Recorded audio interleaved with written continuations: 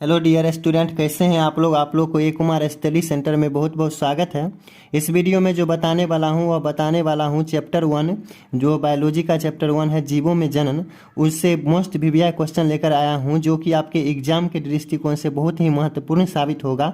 उसी क्वेश्चन को देखने वाले हैं, तो वीडियो पर कंटिन्यू बने रहिए। और चलिए शुरू करते हैं, पहला क्वेश्चन को देखना प्रारंभ करते हैं। जो पहला क्वेश्चन है आपका, ईस्ट में प्रजनन मुख्यतः किसके माध्यम से होता है? तो ये क्वेश्चन इस तरह का से भी बन सकता है। ईस्ट का और अदर भाषा में बोलते हैं खमीर। तो खमीर में प्रजनन मुख्यतः किसके माध्यम से होता है, ये भी पूछा जा सकता है। यहाँ पर जो हो जाएगा इसका राइट आंसर, ईस्ट में प्रजनन मुख्यतः किसके माध्यम से होता है, या खमीर में प्रजनन मुख्यतः किसके माध्यम से होता है। तो इसका जो राइट आंसर हो जाएगा वो हो जाएगा मुकुलन, जिसको इंग्लिश में कहते हैं बडिंग। तो इसका जो राइट आंसर हो जाएगा ए हो जाएगा, मुकुलन। दूसरा क्वेश्चन जो हो जाएगा यहाँ पर, 124 शुक्राणुओं के निर्माण में कितने अर्धसूत्री यानी कि मियोसिस कहते हैं इंग्लिश में अर्धसूत्री को, तो अर्धसूत्री विभाजन की आवश्यकता है। और अर्धसूत्री इस क्वेश्चन को इस तरीका से भी पूछा जा सकता है कि मियोसिस विभाजन की आवश्यकता है, यानी कि 124 स्पर्म के निर्माण में कितने अर्धसूत्री विभाजन की आवश्यकता है, तो वो हो जाएगा आपका 31। इस तरीका से इसका राइट आंसर बी हो जाएगा। यहाँ पर जो तीसरा क्वेश्चन है, इनमें से कौन सा भाग अगुणित है?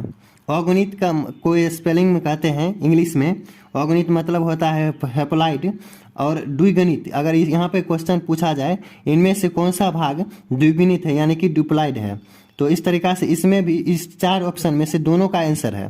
तो यहाँ पर जो क्वेश्चन पूछा गया है, इनमें से कौन सा भाग अगुणित है यानी कि हैप्लॉइड है, तो इसका जो सही आंसर होगा पराग यानी कि पोलन ग्रेन। इसका हो जाएगा पराग हो जाएगा इसका राइट आंसर। अगर यहाँ पर पूछा जाए इनमें से कौन सा भाग द्विगुणित यानी कि डुप्लाइड है, तो वो हो जाएगा यहाँ युग्मनज। कौन हो जाएगा? युग्मनज हो जाएगा। अगर ये क्वेश्चन यहाँ पर बनता है तो इसका आंसर हो जाएगा युग्मनज। तो इसका जो राइट आंसर हो जाएगा वो हो जाएगा सी यानी कि पराग हो जाएगा। और ये सब एकदम मोस्ट वीवीआई क्वेश्चन है, तो वीडियो पर लगातार बने रहिए और देखते रहिए। अब देखते हैं चौथा क्वेश्चन को। यहाँ पर जो चौथा क्वेश्चन है, जब संतति की उत्पत्ति एकल जनक द्वारा होती है तब वह क्या कहलाता है? अगर यहाँ पर क्वेश्चन पूछ दिया जाए, अगर 2 जनक मिलकर इस संतति को उत्पन्न करते हैं तब वह क्या कहलाता है, तो यहाँ पर जो हो जाएगा उसका आंसर अलग हो जाएगा। और इस क्वेश्चन का आंसर ये होगा, जब संतति की उत्पत्ति एकल जनक द्वारा होती है तब यह क्या कहलाता है, तो इसका जो राइट आंसर हो जाएगा वह हो जाएगा अलैंगिक जनन। अगर यहाँ पर 2 जनक पूछ दिया जाए तो उसका आंसर हो जाएगा लैंगिक जनन। इस तरीका से आपको एक क्वेश्चन में 2 क्वेश्चन को जानकारी मिली। अब देखते हैं 5वां क्वेश्चन को। तो 5वां क्वेश्चन जो है, स्तनधारी के शुक्राणु यानी कि स्पर्म के मध्य भाग में यानी कि बीच में क्या पाया जाता है? वह पाया जाता है माइटोकॉन्ड्रिया, जो कि ऊर्जा देने का काम करता है। इसका जो राइट आंसर हो जाएगा वो हो जाएगा माइटोकॉन्ड्रिया। इस तरीका से इसका राइट आंसर सी हो जाएगा। और 6वां क्वेश्चन जो है, सल्ककंठ यानी कि बल्ब का उदाहरण है, तो इसका जो हो जाएगा राइट आंसर अदरक यानी कि जिंजर। इसको स्पेलिंग इंग्लिश में बोलते हैं जिंजर बोलते हैं, तो इसका जो राइट आंसर हो जाएगा अदरक ए हो जाएगा। 7वां क्वेश्चन जो है, इनमें किसे बंगाल का आतंक कहा जाता है? यानी कि बंगाल का ही नहीं पूरा देश में यह आतंक की तरह है, जो कि नदी तालाबों में रहता है, वह जल के ऑक्सीजन को ही खत्म कर देता है। तो वह हो जाएगा बंगाल का आतंक, यानी कि पूरे नदी तालाब का आतंक हो जाएगा। समझिए, बंगाल का आतंक वह जलकुंभी हो जाएगा, जो कि फूल के समान रहता है, उजरा उजरा, जो कि एकदम आतंक की तरह काम करता है। वह हो जाएगा जलकुंभी। इसका राइट आंसर बी हो जाएगा। 8वां क्वेश्चन जो है, कायिक जनन निम्न में से किस प्रकार होता है? तो कायिक जनन निम्न में से किस प्रकार होता है, तो इसमें क्वेश्चन पूछा जा सकता है कायिक प्रबंधन निम्न में से किस प्रकार होता है, या इंग्लिश में प्रोपगेशन निम्न में से किस प्रकार होता है। तो यहाँ पर जो हो जाएगा कायिक जनन निम्न में से किस प्रकार से होता है, वो होता है जड़ के माध्यम से, स्तंभ, पत्ती, इन तीनों के माध्यम से। ये सब कायिक अंग हैं, जड़, स्तंभ, पत्ती, तना, ये सब। तो इसका जो राइट आंसर हो जाएगा सभी हो जाएगा, यानी कि ऑप्शन डी।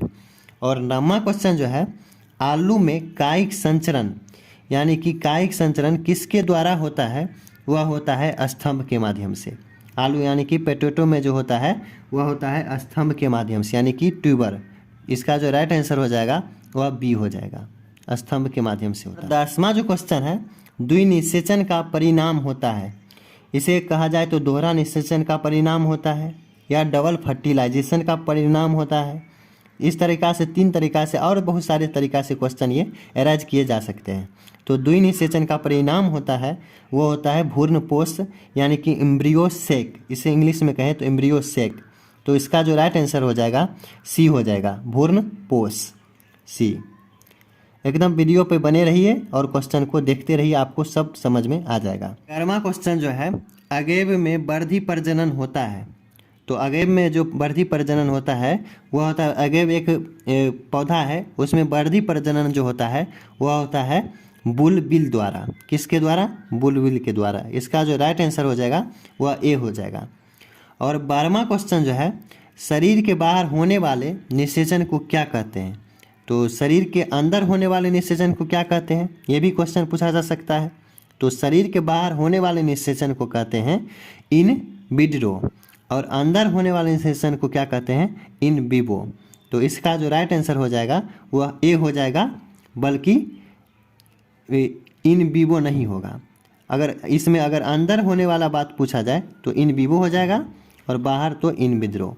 तो इस तरीक़ा से इसका जो राइट आंसर है ए हो जाएगा। और जो 13वां क्वेश्चन है, ऋतुस्राव चक्र किस में होता है, या कहा जाए तो रज चक्र किस में होता है। तो इसका जो राइट आंसर हो जाएगा, मनुष्य में भी, बंदर में भी, चिंपैंजी में भी, इनका मतलब इन सभी में होता है।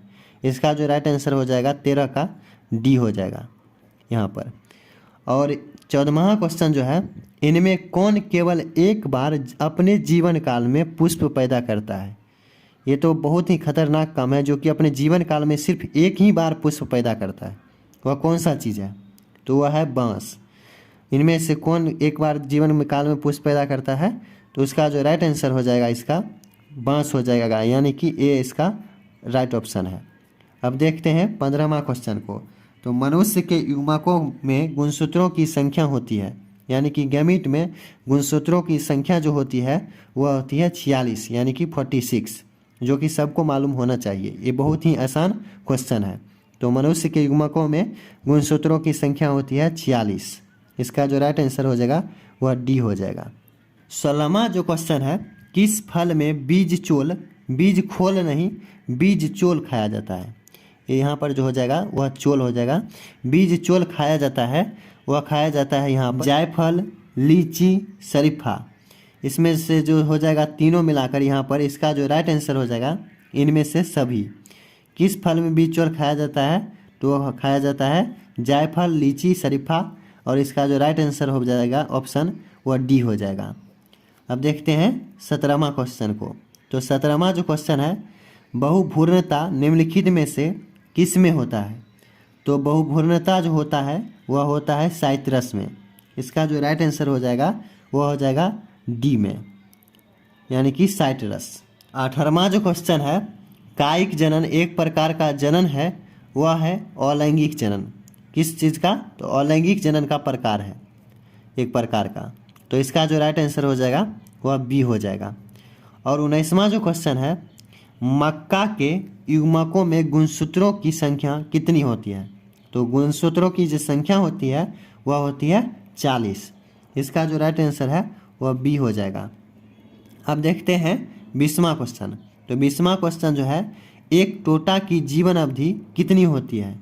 तो जीवन अवधि वाले जितने भी क्वेश्चन हैं उसको आप ज़रूर एक बार देख लीजिएगा, नोटबुक या किताब जहाँ से भी हो।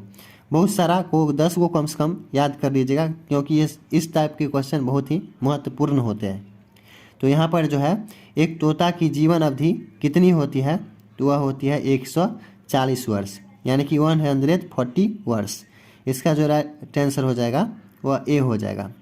तो इस तरीक़ा से आपको वह 1 से लेकर 20 तक के क्वेश्चन जितने भी थे उसको बारी बारी से हल मिल गया। तो इसको आप ध्यान से देख लीजिए।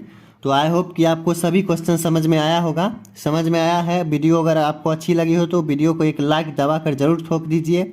चैनल पर नए हैं तो चैनल को सब्सक्राइब ज़रूर कर लीजिए, ताकि आपको नए वीडियो हमेशा आपको मिलते रहें। तो प्लीज़ सब्सक्राइब ज़रूर कर लीजिएगा। और फिर मिलेंगे आपके साथ नेक्स्ट वीडियो में। तब तक के लिए जय हिंद, वंदे मातरम।